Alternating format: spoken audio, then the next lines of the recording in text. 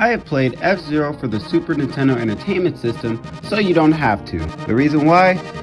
Once again, still no idea. I'm just doing it for fun. If you weren't there last year, I played Super Mario Kart for the Super Nintendo Entertainment System, and it did okay, but I swore on my life I would never touch this game ever again. However, let's turn the other way and play F-Zero.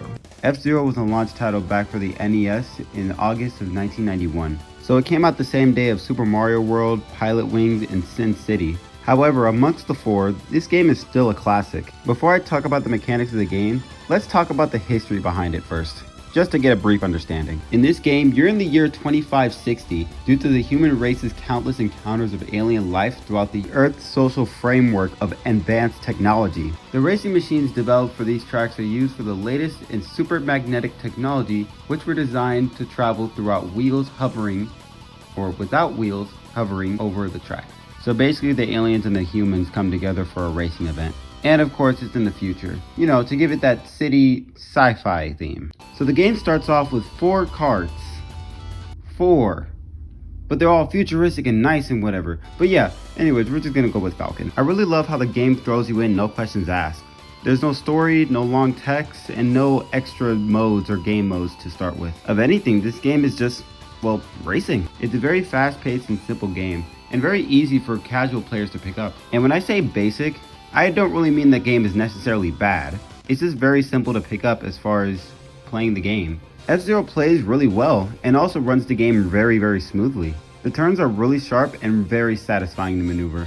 When this race is fast, I mean fast. It goes at a whopping 400 kilometers. It's like riding a bike downhill with full speed with jets on each side of the bike. That's kind of the flow of the controls of F-Zero. However, the game may be fast, but it's no stranger when it comes to difficulty. This game is going to challenge you to maintain your speed, even through twists and turns that the game puts you in.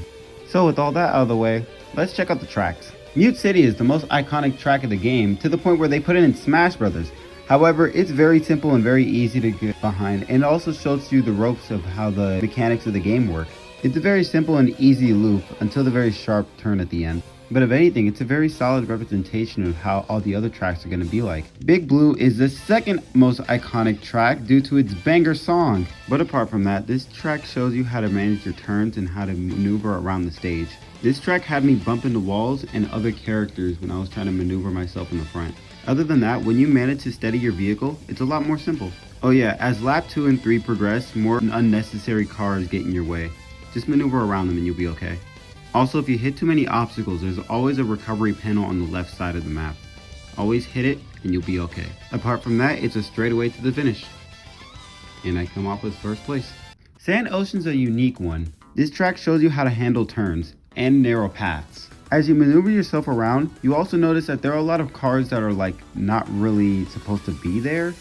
Well, they're not even part of the race, but they're just there just to block your path. This track really shines upon you being focused, however, it's very long when it comes to 5 laps. And that goes with the other tracks as well. At least the music's pretty good with the bass playing in the background. Deathwind is also another unique one, but this time you're dealing with a strong gust of wind. This track has your car veer to the right a lot often. Then when you go to the other side, you veer to the left. As simple as it is for it to be a loop, it's very easy to get off track, especially when you're in the first or the last turn. It's very easy to get off your tracks. You would have to rely on the boost panels that are on the bottom, especially when all the other racers take them. By all means, use it. And finally, Silence, my personal favorite. I'm only going to be covering 5 tracks for this video because all the other ones are basically either repetitive or they've been reused in other cups.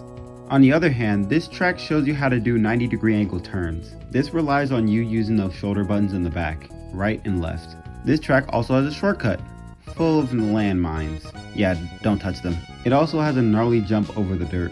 And not to mention, more chances of bumping into the walls. The 90-degree angle turns are so sharp, you're basically just gonna have to cut through the middle of them. Doing this and passing the racers 5 times per lap is pretty stressful. I'm not even gonna lie, it took me 2 or 3 tries just to do this. Other than that, I prevailed the final race. Anyways, there you have it. Not only F-Zero was the best racing game in 1991, but it's also the best racing game in my opinion. And even if you're not an F-Zero fan, I do recommend picking up this game at least once. If this video does well, I'll do the rest of the other courses, followed by Queen and King League. If you're thinking of picking up this game, I recommend playing it on the Switch emulator version. But needless to say, I would say this game is actually more superior to Super Mario Kart. Okay, wait, think of an outro. And also, did you know that the main character is in Super Smash Brothers?